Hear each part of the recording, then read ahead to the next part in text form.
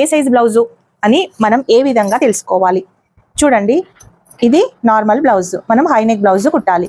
So ఇది normal బ్లౌజ్ని ఏ విధంగా మనం ఈ సైజ్ బ్లౌజు అని తెలుసుకోవాలి. నేను ఎక్కువగా చెస్ట్ని బట్టే కటింగ్ చేస్తానండి, నడుమును బట్టి మాత్రం కటింగ్ చేయను. ఎందుకంటే చెస్ట్ని బట్టి కటింగ్ చేస్తే నడుము అనేది మనకు ఆటోమేటిక్గా వచ్చేస్తుంది.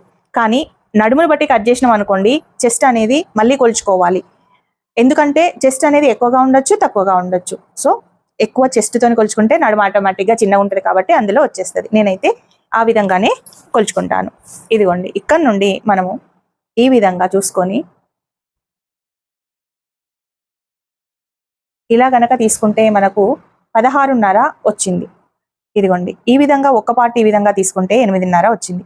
అంటే మనం కొంచెం ఈ విధంగా సెట్ చేసుకోవాలి. అంటే ఉక్కు పెట్టుకున్నప్పుడు మన బ్లౌజ్ అనేది పర్ఫెక్ట్గా ఈ విధంగా వచ్చింది అనుకోండి, బ్లౌజ్ జారకుండా షేప్ అనేది పర్ఫెక్ట్గా వస్తుంది.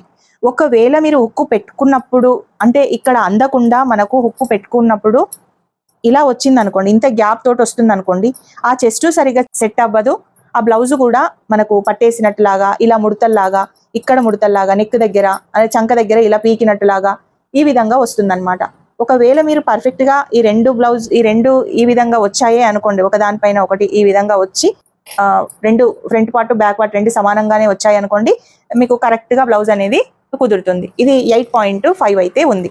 ఇప్పుడు మీకు సరే ఫ్రంట్ నుంచి మాకు ఇబ్బంది అవుతుంది ఎందుకంటే రెండు పార్ట్లు కరెక్ట్గా లేవు అనుకున్నప్పుడు, ఇప్పుడు మరి బ్యాక్ పార్ట్ నుంచి చూసుకుందాం. ఈ బ్యాక్ పార్ట్ నుండి కూడా ఏ విధంగా చూసుకోవాలంటే, ఈ హుక్కు మీకు అందదు ఎందుకంటే ఫ్రంట్ పార్ట్ నుండి కరెక్ట్గా లేదు కాబట్టి మీకు బ్యాక్ పార్ట్ అందనప్పుడు మనం ఏ విధంగా చూసుకోవాలి? చూడండి, ఇక్కడ నుండి కరెక్ట్గా ఈ ఫోల్డ్ లేకుండా ఇక్కడ నుండి కరెక్ట్గా ఇలా సెట్ చేసుకొని ఈ పార్ట్ని కరెక్ట్గా ఈ విధంగా పెట్టేసుకోవాలి. అలాగే ఈ పార్ట్ని కూడా ఈ విధంగా పెట్టేసుకోవాలి. అంటే మనం బ్లౌజ్ వేసుకున్నప్పుడు ఎంత పర్ఫెక్ట్గా ఈ విధంగా ఉంటుందో అలాగే సెట్ చేసుకొని ఇక్కడ ఈ చంక నుండి ఈ చంక వరకు మనం ఒకసారి చెక్ చేసుకోవాలి. చూడండి ఎంత వచ్చింది? 17.5.